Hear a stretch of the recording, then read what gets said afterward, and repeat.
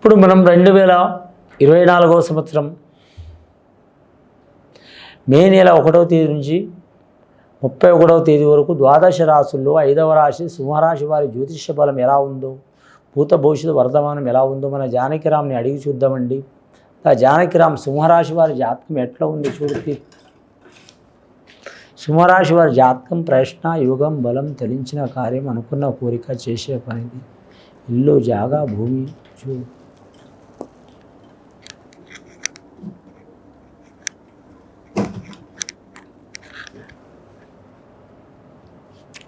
సింహరాశి వారి జాతకంలో చూడాలంటే లక్ష్మీదేవత వచ్చిందండి. అలాగే బిజవాడ కనకదుర్గమ్మ వచ్చింది. అమ్మదయ ఉంటే అన్నీ ఉన్నట్టే అన్నట్టు సింహరాశి వారి జాతకానికి చాలా వరకు అనుకూలమైన వాతావరణం ఉందండి. ఈ మాసం ఈ మే నెల చాలా వరకు మంచి ఫలితాలు ఉంటాయి. విద్యార్థులకు విద్య విషయంలో కలిసి వస్తుంది. అలాగే ఉద్యోగస్తులకు ఉద్యోగ విషయంలో ప్రమోషన్లు లిస్టులో ఉన్నవారు తప్పకుండా ప్రమోషన్లు వస్తాయి. అలాగే ఉద్యోగ బాధలు ఉన్నవారు, జీవనోపాధి బాధలు ఉన్నవారికి తప్పకుండా చేతివృత్తి పనిదారులు కూడా కలిసి వచ్చే అవకాశం ఉంటుంది. వ్యాపారస్తులు కూడా కలిసి వచ్చే అవకాశం ఉంటుంది. అలాగే మాత్రం వివాహం కాని వారికి, వివాహం సంబంధాలు మాట్లాడుకునే వారికి శ్రావణ మాసం వరకు లేదా మాత్రం కార్తీక మాసం వరకు ఖచ్చితంగా మంచి ఫలితాలు కలిసి వచ్చే అవకాశం ఉంది. చేసుకోవడం కానీ చేయటం కానీ. వీరికి సప్తమ స్థానంలో శని నడుస్తుంది కాబట్టి కొద్దిపాటి ఇబ్బంది ఉంటుంది. మొత్తం దేశ సంచారం తిరుగుతూనే ఉంటారు. అంటే భారతదేశం మొత్తం కాదండి, కొన్ని రాష్ట్రాల వరకు కావచ్చు, కొన్ని జిల్లాల వరకు కావచ్చు. కానీ మాత్రం వీరి జాతకంలో మకా నక్షత్రం వారు మల్లికార్జున స్వామిని సందర్శనం చేయడం చాలా వరకు శ్రేయదాయకం అండి. శ్రీశైల మల్లికార్జున స్వామి దర్శనం చేసుకోవడం చాలా మంచిది. వారు ఏకాదశి చేయొచ్చు, అలాగే మాస శివరాత్రి రోజు చేయొచ్చు, సోమవారం చేయొచ్చు, అలాగే మంగళవారం చేయొచ్చు, అలాగే ఆదివారం వెళ్ళి ఓపిక ఉంటే సోమవారం దర్శనం చేసుకొని మంగళవారం నిద్రపోయి బుధవారం రావచ్చు. ఎలా చేసినా చాలా మంచిది. కానీ మాత్రం ఓపికతో పోయి రావటం చాలా మంచిది. ఓపికతో గంట సేపు పూజ చేసినా పర్వాలేదండి. ఓపిక లేకుండా గంటల తరబడి మీరు పూజ చేసినా నిష్ఫలమవుతుందండి. అది దేవుళ్ళకి కాదు, ఎవరికైనా సరే. ఓపిక లేకుండా అసహనంగా చేసే పనులు ఏవి కలిసి రావండి. సహనంతో చేసే పనులు ఒక్క క్షణమైనా సరే కలిసి వచ్చే అవకాశాలు ఉంటాయి. అందుకని అంటారండి పెద్దలు ఊకేనం లేదు. నేనన్న మాటనే కాదు, నేను కూడా పెద్దల కాడనే విన్నా. అందరూ మొత్తం చేతి నిండా అమృతం వేసి ఇంత విషం వేసిన మాట్లాడితే ఏమవుతుందంటే తిన్నదంతా మొత్తం విషం లెక్క అయిపోతుందంట. మనం అంతమంది దేవుళ్ళని పూజ చేసి కూడా భగవంతుడు దేవుళ్ళు పరీక్ష పెట్టరు.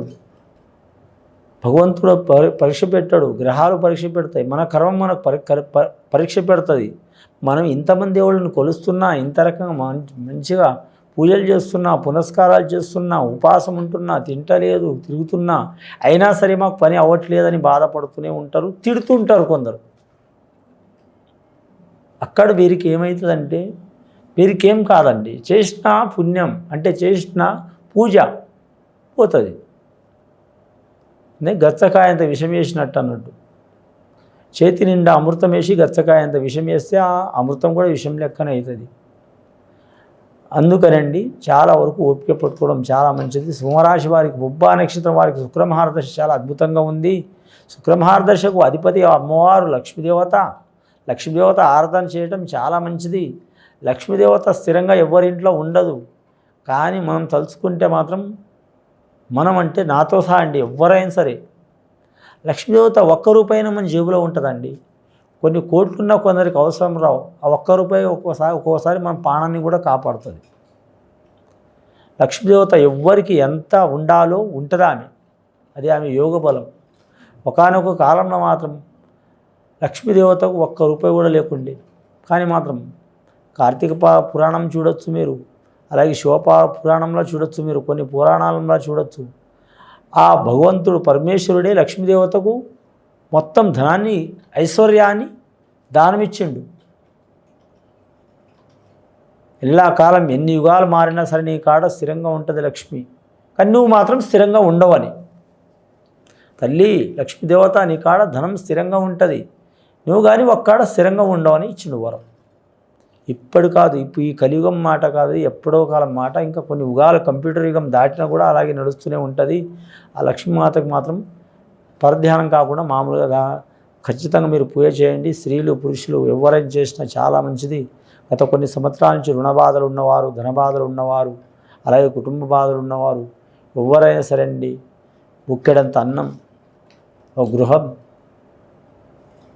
ఒంటి నిండా బట్ట, ఎక్కడ పోయిన మానం మర్యాద, మనకు ఒక గౌరవమైన పని, అది కూలి చేసే పని అయినా సరే, కోటేశ్వరుల పని అయినా సరే అని ఆలోచిస్తారు. అవి దక్కే అవకాశాలు ఉంటాయి. అందరూ కోటేశ్వరులే కావాలని ఏం లేదండి. పేరు ప్రఖ్యాతులు కూడా కావాలి.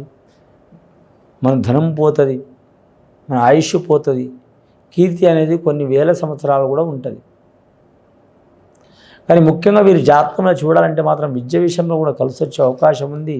నవగ్రహాల్లో వీరికి 5 గ్రహాలు మంచిగా ఉన్నాయండి. శనిగ్రహం బాగాలేదు, అడగడుగును పరీక్ష పెడుతుంది. శుక్రగ్రహం బాగుంది, శుభకార్యాలకు ఎక్కువ వెళ్తూ ఉంటారు. గురుబలం బాగుంది, వీరి మాట ఎక్కడైనా చలామణి అవుతుంది. బుధగ్రహం బాగుంది కాబట్టి వీరు వ్యాపారస్తులైతే అంతో కొంత లాభం ఉంటుంది. కుజగ్రహం బాగలేదు అంటే అనుకోని విరోధాలు, చిక్కులు, చికాకులు, అగ్ని ప్రమాదాలు, రొడ్డి ప్రమాదాలు, ఇటువంటి సంఘటనలు జరిగే కరెంటు షాక్ ప్రమాదాలు ఉంటాయి, జాగ్రత్తగా ఉండాలి. అలాగే చంద్రగ్రహం కూడా వీరికి మంచిగా లేదు, అంటే స్థిరంగా ఉండదు మనసు. వీరు చాలా ఓపిక మనసులు. సింహరాశి వారంటే రాజయోగం, రాజుకున్నంత గొప్ప యోగం ఉంటుంది వీరికి. రాశిలోనే రాజయోగం ఉంది. అయినా సరే అసలు రాజు సుఖంగా ఉన్నాడు అనుకుంటారు చాలామంది. రాజుకున్న టెన్షన్ ఎవరికి ఉండదు.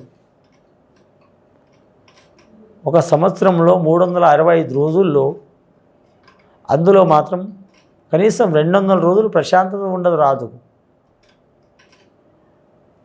ఎందుకు ప్రశాంతత ఉండదంటే రాజ్యం కోసం కొద్దిగా ప్రశాంతం ఉండదు, లేదా మాత్రం వారి భార్య పిల్లల కోసం ప్రశాంతం ఉండదు, శత్రువుల కోసం ప్రశాంతత ఉండదు, ప్రత్యర్థుల కోసం ప్రశాంతత ఉండదు. అలాగే ఎవరు ఎప్పుడు వెన్నుపోటు కొడతారని ప్రశాంతత ఉండదు. మన ప్రజల్ని మేము సరిగా చూస్తున్నామా లేదా, ప్రజల వ్యతిరేకత అవుతుందా కాదని. అంటే రాజులంటే ఆ కాలం రాజులు అనేదండి. ఇప్పుడు కూడా రాజయోగం ఉన్నవాళ్ళు అటువంటి సమస్యలు చాలా ఉంటాయి. అయినా సరే వాటిని తట్టుకొని మనోనిబ్బరంగా ఉండగలుగుతారంటే ఆ సింహరాశి వారికే సాధ్యం. అది సింహరాశి వారు కాదు, చాలా రాశుల వారికి కూడా సాధ్యం. కానీ అలా యోగ బలం ఉంటుంది. వీరి జాతకంలో మాత్రం వచ్చింది అమ్మవారు వచ్చింది లక్ష్మీదేవత, రెండవది కనకదుర్గ అమ్మవారు వచ్చింది. స్త్రీలైనా పురుషులైనా ఎవరైనా సరే అమ్మవార్లకు మాత్రం చండీ యాగం కానీ, కనకదుర్గమ్మ పూజ చేయటం కానీ, వివాహం కాని స్త్రీలకు సువాసిని పూజ చేయటం కానీ, అలాగే వివాహమైన స్త్రీలు లక్ష్మీదేవత సంతాన లక్ష్మి పూజ చేయటం కానీ చాలా వరకు మంచిది. ఇది విని చూసి ఆచరించే వారికి గొప్ప ఫలితాలు కలుగుతాయండి. శుభం భూయత్.